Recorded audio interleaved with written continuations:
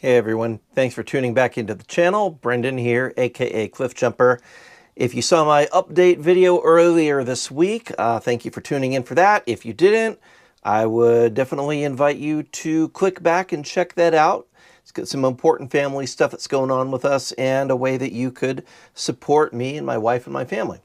Anyway, today on to Happier Things, we are doing another review of one of these battery jump pack things, and this one apparently is also a battery tester. So I'm looking forward to checking it out because I have a battery that I suspect is bad. Let's see if it is bad and let's see how long this thing takes to figure out if it's bad or not. All right, let's unbox it and get into it.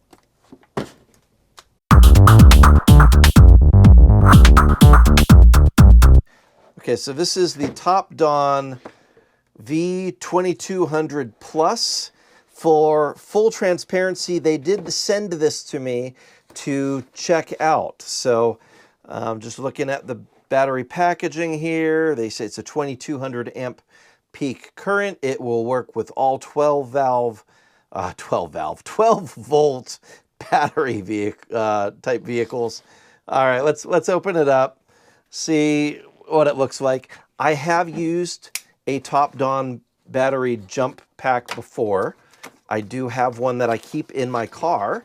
I really like it because it's not crazy heavy like the typical jump pack is. And I'll be honest, when I first got one of these, I thought it's going to be a gimmick. There's no way it's actually going to work to jump start the car, but I was quite happy to find out that it's legit. So let's see here.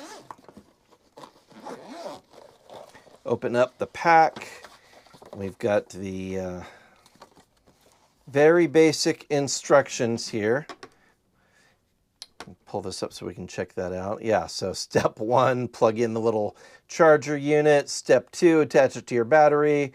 Turn your ignition on and jump it. Well, that's the basics of jump starting a car. So here we've got more instruction manual stuff.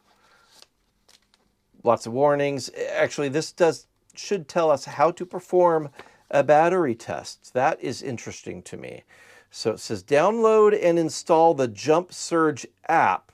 Go to the App Store or Google Play, look for the Jump Surge app, download it and install it to your phone. So I'm going to go ahead and do that on my phone as we start to get the rest of this ready to do the thing. This is the actual jump connector that plugs into the pack itself. This is where you basically find out if it's ready to go or not, if it's turned on, if it's charged. And then here we go, the actual jump pack. So it does have, conveniently enough, this is where you plug in this thing, right? Like, yeah, it can only go one way, so that's convenient. And it looks like it's almost at 75% charge. So we'll go ahead and plug this in, let it charge up all the way before we try it out. And but it's very small, it's very compact, it's very easy to use here. I've been very happy with the previous version of this thing. And underneath this side here, this should be where we can actually plug in either a DC charger or charge it with USB-C. So I'll go ahead and plug this in. I've got a USB-C here on my desk.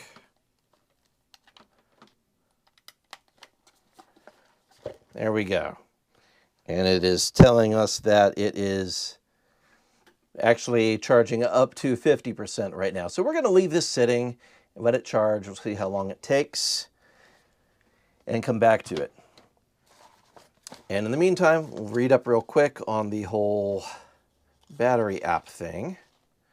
So it looks like for battery testing and function, you only need to connect the clamps. Oh, that's interesting. So if we want to try out the whole battery tester, we only need this part. Bonus, great. So we'll go ahead and do that. We'll get the app on the phone and leave this charging and test the battery that I've got. So let me connect my phone and get that app set up. 5 minutes later. Alas, no results for that app found on the App Store, even though they said it would be there. So we cannot do the battery tester. Bummer. That was really the main thing that I was looking forward to on this unit. Now, to be fair, it's a brand new unit that I don't know if they've even released it yet. By the time I put this video out, it should be out there. So maybe I will shoot an email to the people that are making this and see if the app is forthcoming in time that I can film it and release this. So let me get back to you.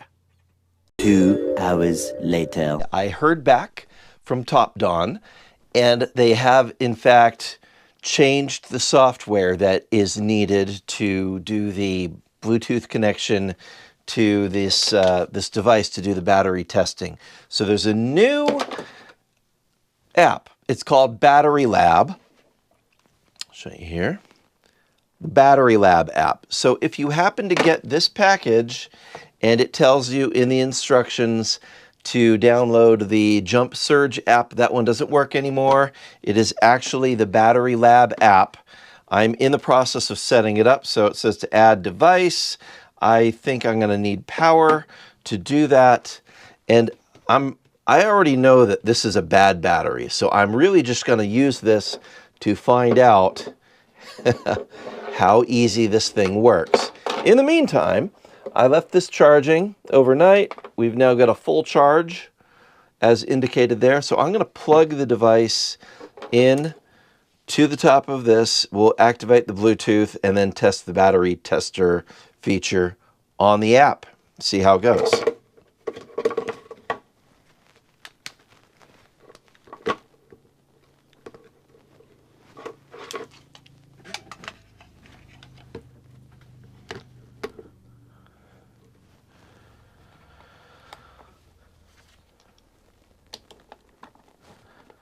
So inserting the unit there, and go ahead.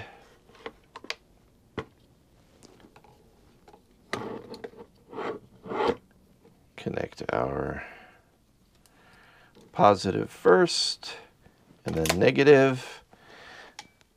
And we'll go ahead and add device. Yep, the Jump Surge is what we want to add. It's thinking about it. Okay, we've got, and it says battery. So this is just a regular flooded battery type. And let's see, the battery standard is that. The battery rating on this one is 600.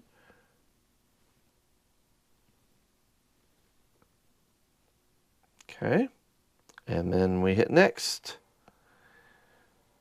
Voltage is too low. Please charge your battery first to have an accurate test result. So it's not even going to do it on this bad battery that I've got there. So, okay. It says, please retest after recharging. Right now I've got 10.5 volts. So just for the sake of, you know, testing this thing, we will go ahead and charge the battery. I don't think it will take a charge. But right now it's saying 0% health, 0% state of charge. And yeah, we got a test value of 17 cold cranking amps at 10.5 volts. So that's all very useful information to look at on a battery. Maybe I will put this on the battery on the Corrado and we'll see how it looks on that, because that is a known working battery. Let's see what it looks like. Yeah, let's check that out. So actually we'll try it out on my R32. And as you can see here, there's actually a little bit of corrosion happening on our battery terminals on our negative side. I don't like that. I'm gonna have to clean that off.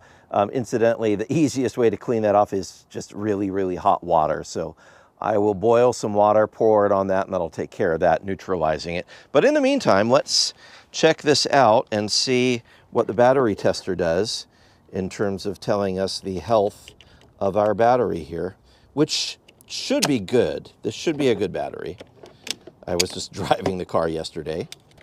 Get that on that one. If we were going to actually jump the battery, we would hit that little boost button right there on the side of this terminal in order to send signal. Now let's check out what's going on here. So we've got, this is connected. I'm going to go ahead and hit battery test, regular flooded. All this stuff should be the same. We'll hit next. Voltage is too high. Please check your battery. That's interesting. I'm going to try it without this crank thing attached. Let's give that a whirl. So disconnect this. So disconnected the jump pack. It's designed to test the battery without the jump pack attached. And let's see what we come up with now when we try to test the battery. So go ahead and hit the next button. It's thinking about it.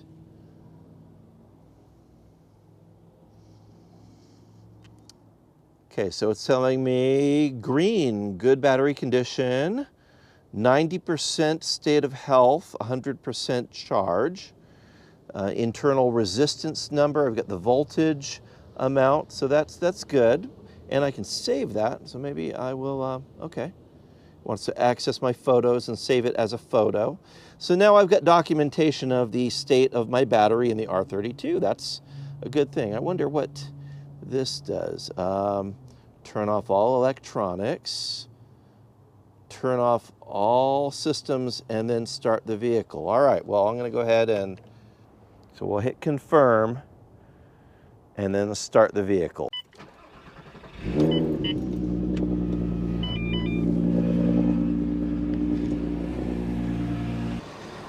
Okay, so it came back as low cranking voltage on that test, 9.43 cranking volts, 260 millisecond cranking time. That's useful information. So with a 20-plus-year-old car, 20-year-old car this year, I guess that makes sense. Interesting.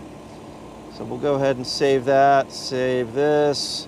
Charging test. Turn off all electronics when we do that. Okay, all electronics are off. Hit next. And see what this says. Yes, I did turn off all electronics. Turn on the electronics. Okay, hold on.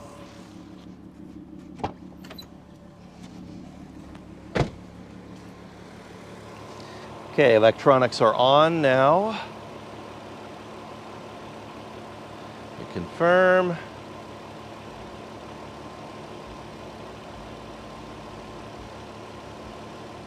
And it's telling me I've got normal charging voltage, 14.43 volts. That's good. That's good news. I don't know what ripple is. I will have to investigate that and find out, but I'm going to go ahead and save this. And real-time voltage. Okay. So it gives me a histogram tracking the voltage as we run the car. That is very useful for monitoring what it actually looks like in real time. I like that. So, cool. So then there's a whole page of test reports. So all the reports that I just did, it is going to give me a visual record. I can go back and look at all of these things. It doesn't look like it gives me the ability to save it with a file name. So I would have to kind of remember this is on this vehicle. Since it does save it as photos in my photo album, I would probably just take a picture of the car as well, so I know that's on my R32. Great. So overall, definitely a big fan of these little jump packs as compared to carrying around the giant industrial ones that you can get at like Harbor Freight. I do have one of those. I keep that around, especially at the church where I pastor, because people break down in the parking lot. And if they've got like a big diesel truck or something that has gone dead, I want something with a lot of power to make sure that they can get up and running. But if you have a modern car, like, and I'm going to say modern as in anything made in the last 30 years or newer. Okay, so that's a big range of modern. But if you've got a modern car, chances are if you try to jump start someone using your battery and your alternator, it's probably going to damage your charging system. I've seen this happen a lot, where the act of jump starting another car that had a really dead battery or that had electrical issues can put such a severe load on your car's charging system that it can damage stuff in your alternator. It can damage your battery, it can damage your wiring. There's just all sorts of issues that can come along with that. So having a jump pack like this in your car, both for your own, preparedness, just in case you left a light on, you need to jump start your battery to get going, or you've got an older battery and it's iffy, and all it takes really is one heat wave or one cold front and the battery might not crank your car over. This can give you what you need to get up and running. And well, if you're in that situation, start your car and immediately go get a new battery would be my recommendation. But having one of these things in your car is a great way to go about making sure that you can get your car up and running. And if someone you run into happens to need a jump, you can pull this out and jump their car. You don't have to worry about getting your cars nose to nose or arranging some strange parking situation. You stop to help somebody on the side of the road. You don't have to be flipping your car around opposite of traffic, creating a dangerous situation while you're trying to do a U-turn in the middle of a road. This is helpful because you can just pull your car over, pull out the jump pack, connect it to their car, get them up and running, and you're on your way. And, now that this has this cool app where you can actually test the battery and you can do a little roadside diagnostic of their system and say, hey, so here's your cranking voltage. Here's what's going on with your car. It's not actually charging. So you might actually be able to tell them the battery itself is dead, because this will tell you the battery health. Or you can tell them, well, the battery is good, but your alternator is not charging. So you need to go get your alternator or your charging system looked at to find out what's going on there. So this can be a really helpful thing. I really like this integrated app that they've added to the jump pack. I already had the older version of this jump pack.